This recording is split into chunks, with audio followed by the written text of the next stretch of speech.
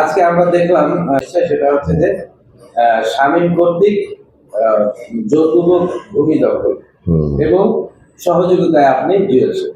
আসলে বিষয়টা আমরা কি জানি না, আসলে বিষয়টা সম্পূর্ণ ভিত্তিহীন।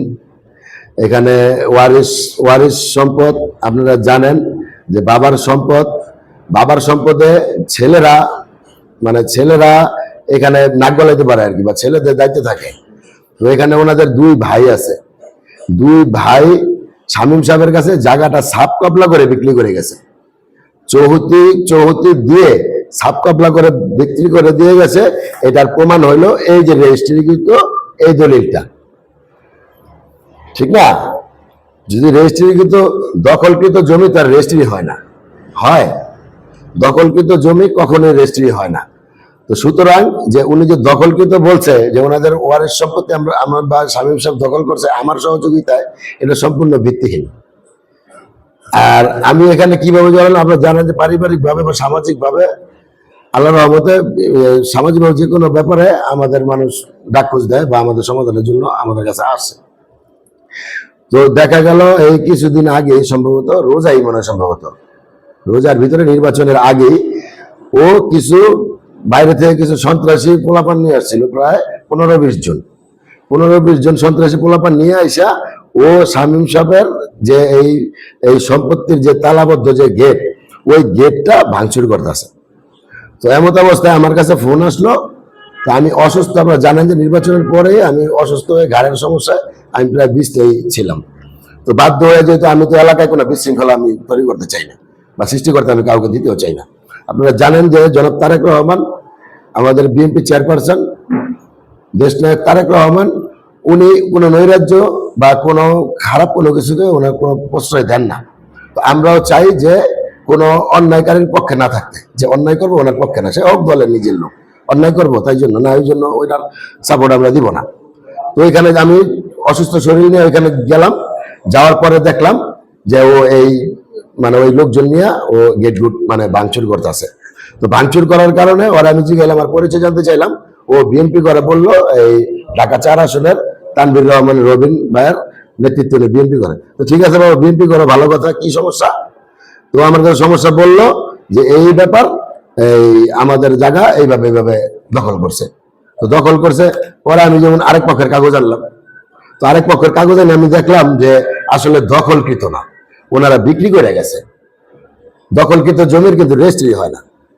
তারপরে ওরা আমি বললাম যে দেখো, এইখানে এসে এইভাবে নৈরাজ্য সৃষ্টি করো না, এটা সম্পূর্ণ এখন কোর্ট আদালত আইনে চলে গেছে, তুমি বাবা আইনে যাও, আইনে গিয়া এগুলা কাগজ ঠিক করতে পারলে আইনের আদেশ নিয়ে তারপরে আসো। তো উনি আমার বললো যে আমি বিএনপি করি, ও বিএনপি করে, আপনি আমার পক্ষে থাকেন। তা আমি বললাম যে তোমার পক্ষে তো এখানে থাকার কোনো সম্ভব না, এখানে তোমার পক্ষে আমরা কিভাবে থাকি? তোমার তো এটা অন্যায় আবদার, সবকিছু তো আর অন্যায় আবদারও তো আমরা যেতে পারব না। আমাদের এই চেইন অফ কমান্ড এইভাবে নাই যে কেউ যদি তোমার দলের লোক যদি অন্যায় করে তুমি অন্যায় সাপোর্ট দিবে, এটা আমাদের ইতিহাসও নেই। আরেকজনের জায়গায় এসে তুমি লিগেল থাকলে তোমার হলো এক কথা, তুমি আনলিগেল ভাবে আরেক জায়গা থেকে আইসা এই জায়গায় তুমি সন্ত্রাসী কর্মকাণ্ড চালাইবা, আমরা এলাকার মানুষকে বসে থাকবো? তুমি এখান থেকে চলে যাও, তারপরে তুমি কাগজপত্র ঠিক করে তারপরে তুমি আসো, তোমার যদি কোনো থাকে তুমি ওইটা নিয়ে আসো। এখন যদি আমি অন্যায় প্রস্তাবের প্রতিবাদ করতে গিয়া যদি আমি এখন এই সাংবাদিকদের এই নিউজের একটা হয়ে যাই, হেডলাইন হয়ে যাই, তাহলে তো এটা তো আর মানানসই হইলো না, ঠিক না? তো ওই সাংবাদিক যে করছে নিউজটা, ও তো আমার ফোন দেওয়া উচিত ছিল, সত্যটা জানার দরকার ছিল না?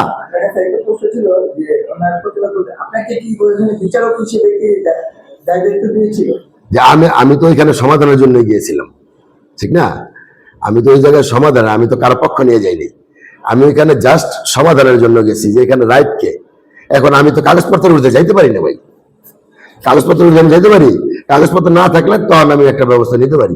এখন তো এটা সম্পূর্ণ আইন বুঝবো, সরকার বুঝবো। আমরা এর থেকে এইটাই বুঝতেছি যে আপনি ন্যায়ের পক্ষে কাজ করতে গিয়ে নিউজের হেডলাইন হইলাম।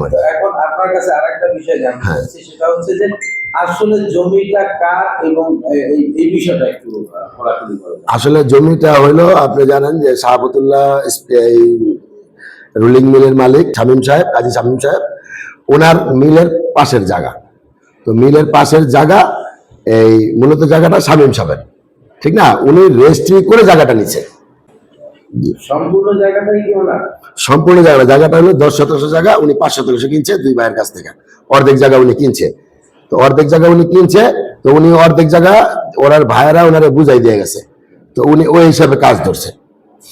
এখন যে ওনার বোনের যে ছেলেরা আছে, বোনের ছেলেরা এবং বোন সহ ওনারা এই এই জায়গার যে চৌহতি আছে বা এই জায়গার যে ওনার ভাইয়েরা যে বুঝাই দিয়ে গেছে, ওনারা এটা মানতেছে না। কেন মানতেছে না? মানে ওনারা অংশীদার এই জন্য। ওনারা মানতেছে না, ওনারা এখন রেজিস্ট্রি তো ওনারা না মানার তো কিছু নাই। এখন সরকার যদি আপনারা রেজিস্ট্রি করে আপনারা বুঝাই দেয় আপনার জায়গার মালিক তো আপনি নিজে। এখন আরেকজন আইসেন না মানার তো এর কোনো ই নেই, না মানলে এটা কোর্টে যাবে। এখানে এসে তো সন্ত্রাসী কর্মকাণ্ড চালানোর কোনো প্রশ্ন আছে না একটা এলাকার ভিতরে। সত্যি কথা বলতে যেটা, এই জমির মধ্যে তারা অংশীদার কি? হ্যাঁ, তারা অংশীদার আছে তো, ওনাদের জায়গা তো আছে, ওনাদের জায়গাটা উনি দখল করে নেবে, ওনাদের জায়গা তো কিনে নাই, দেয় নাই। উনি যেতটুকু কিনছে উনি অতটুকুই বাউন্ডারি করতেছে।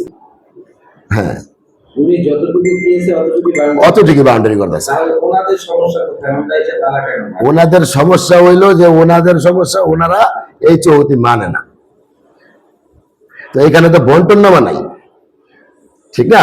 তো ভাইয়েরা বেঁচে গেছে, তো ওইভাবে যাইবো। ওনারা এই রাস্তা নেয় না, ওনারা এইটা মানে না, ওনারা ওই দিকটা নিবার, ভাইয়েরা যেভাবে বেচছে এইভাবে নিব, তো এইভাবে নিলে তো এটা তো আর সমাজ বা এলাকা ভিত্তিক সালিশ করলে এর সমাধান হবে না, ঠিক না? আচ্ছা, আমরা জানতে পেরেছি যে বেশ কয়েকবার এই যে জায়গাটা, ওই জায়গাটা শামীম সাহেবের কাছে ওই পক্ষ কিনতে গিয়েছে। হ্যাঁ হ্যাঁ হ্যাঁ হ্যাঁ তো এটা কতটুকু সত্যি? হ্যাঁ, হ্যাঁ, হ্যাঁ। এই ধরনের কোনো হ্যাঁ, এই যে যারা এসে এখানে যে সন্ত্রাসী কর্মকাণ্ড করলো, ওরা এই জায়গাটা এই বিক্রি করার জন্য বাকি অংশটুকু বিক্রি করার জন্য তার কাছে গেছে, কয়েকবার গেছে, ওনার কাছে হয়তো সিসি ফুটেজও আছে। তো যাওয়ার পরে ওনারা মানে উল্টাপাল্টা দাম চায়, মানে এখানে জায়গার দামই তো নাই, মানে আকাশ পাতাল দাম চায় বেরোলে ঠেকায় আর কি।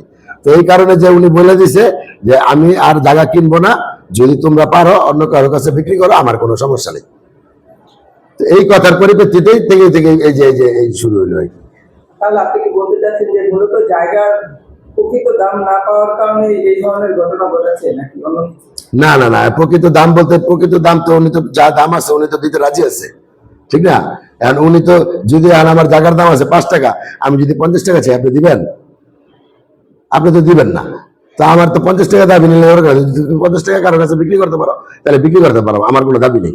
আমি যতটুকু কিনেছি, আমার জায়গা যতটুকু বিক্রি করছে আমি এতটুকুই খুশি আছি, আমি এতটুকু নিলাম। বলতে চাচ্ছেন যে ঘটনাটা কি এই কারণেই ঘটিয়েছে? কোনটা? এই যে বললেন যে জায়গা বেশ কয়েকবার কিনতে গিয়েছে। হ্যাঁ, উনি কিনতেছে না। উচ্চ মূল্যে সে বিক্রি করতে না পেরে সেই ঘটনা ঘটে। হ্যাঁ। আচ্ছা, এই নিউজটা তো সম্পূর্ণ ভিত্তিহীন করা হয়েছে। যদি অভিযোগ হয়েছে, আমি অবশ্যই তার সাথে আমার যোগাযোগ করতে হবে যে আসলে আপনার নামে একটা অভিযোগ আমরা পেয়েছি, এই অভিযোগটা কতটুকু সত্য, ঠিক না?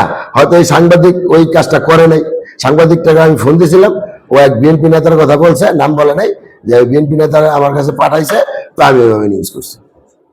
আপনারা কি এই ব্যাপারে বারবার অভিযোগ করছেন? না, আমরা তো লিগ্যাল, আমাদের তো অভিযোগের কোনো প্রশ্নই আসে না। আমরা তো যখন ওরা যে 15-20 জন সন্ত্রাসী কর্ম নিয়ে যে এই গেট গুট ভাঙছে, কারণ একজন ব্যবসায়ী মানুষ, ওনারা তো ক্লিন ইমেজের হয়, আপনারা জানেন, ওনারা তো যাই ঝামেলা পছন্দ করে না। তো উনি যখন আসছে, আমি বলছিলাম যে আমি একটু মোটামুটি আপনাদের বসার একটা পরিকল্পনা বা ওদের সাথে আলাপ করছি, বসলে আপনাদের ওদের ই করে। তো ওনারা তো নিরাপত্তাহীনতায় ভোগে, কারণ এখানে তো কেউ আসে না, দারোয়ান থাকে। এই 15-20 জন লোকজন বাইরের থেকে নিয়ে আসা, এই মিল ফ্যাক্টরি ভাঙচুর বা ইয়া করা, এটা তো ওনারা তো আতঙ্কে থাকে। ওই হিসাবে ওনারা একটা অধীনে, যেদিন ওনারা ভাঙচুর করছে ওদিন ওনারা একটা অভিযোগ করছে। এই অভিযোগটা ওনাদের আগের অভিযোগ, যে সন্ত্রাসী নিয়ে আইসা এই যে এখানে হুমকি দিয়া, মহিলা মানুষ আইসা লাথি দেয়, টুট ভাঙ্গা চুরা, মানে কি যে একটা অবস্থা, মানে না দেখলে, চোখে না দেখলে আমি বিশ্বাস করতে পারবো না যে মহিলা মানুষ। এই যে সায়েম ছেলেটার আমি একাধিকবার বলছি যে এটা এখন সামাজিকভাবে শেষ করার বা সামাজিকভাবে সমাধান করার মতো পর্যায়ে নাই, এটা ডাইরেক্ট কোর্ট গেছে। তোমার যদি মামলা করতে হয়, তোমার যদি আইনে যাইতে হয় বা নিউজ করা যায়, তুমি ম্যাজিস্ট্রেটের নামে করবা, যে ম্যাজিস্ট্রেটের রেজিস্ট্রি দিছে, ঠিক না? আর আমারে তো জড়ায়, আর ওই জায়গা যে কিনছে এরা জড়ায় তো নিউজ করা বা ই করার, এটা তো কোনো ভিত্তি নেই। আমরা এটা একাধিকবার বলছি। এখন আপনারা কি বলতে চান, মানে জনগণের কাছে বা প্রশাসনের কাছে আপনাদের কি দাবি? আমরা আসলে বলতে চাই যে যে জিনিসটা আমরাও এই যা অন্যায়কারীর বিপক্ষে, আমরা ন্যায়ের পক্ষে আছি। আপনারা ন্যায়ের পক্ষে লিখবেন এবং সত্যটা লিখবেন।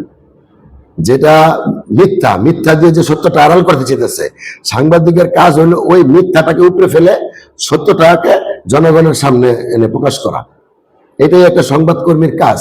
আর সংবাদকর্মীর সাথে আমাদের বন্ধুত্বপূর্ণ সম্পর্ক থাকতে হবে, কারণ আমরা ন্যায়ের পক্ষে, সাংবাদিকরাও ন্যায়ের পক্ষে। আমি চাই তারা ন্যায়ের পক্ষে লিখুক।